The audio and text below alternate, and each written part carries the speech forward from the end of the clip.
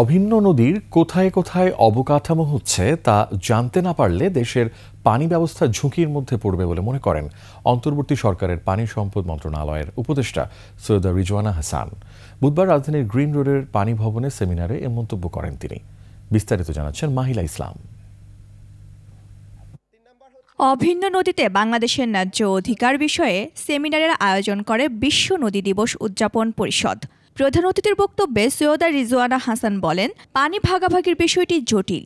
এই কাজে দুই দেশের স্বার্থকে সূক্ষ্মভাবে ভারসাম্য রক্ষা করতে হয়। প্রায় সময় একটা দাবি উঠে যে আন্তর্জাতিক আদালতে যান না কেন।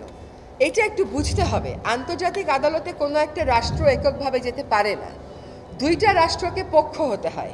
অভিন্ন নদী কোথায় অবকাঠামো হচ্ছে না জানলে ঝুঁকি আছে বলে মন্তব্য করেন তিনি। ওয়ালটন টেলিভিশন মাত্র 25,490 টাকায় পাচ্ছেন গুগল টিভি। আমাদের ক্ষেত্রে নদী রাজনীতি, আমাদের ক্ষেত্রে নদী অর্থনীতি, নদী কৃষি, নদী সেচ, নদী এখন আর নদী নাই। পানি বিষয়ে জনমানুষের কথা শুনে বোঝাপড়া ঠিক করে ভারতের সঙ্গে বাংলাদেশ আলোচনা করবে বলে জানান সৈয়দা রিজওয়ানা হাসান। আমাদের নেগোসিয়েশন প্রসেসে এই মাহিলা ইসলাম, 21 টেলিভিশন, ঢাকা।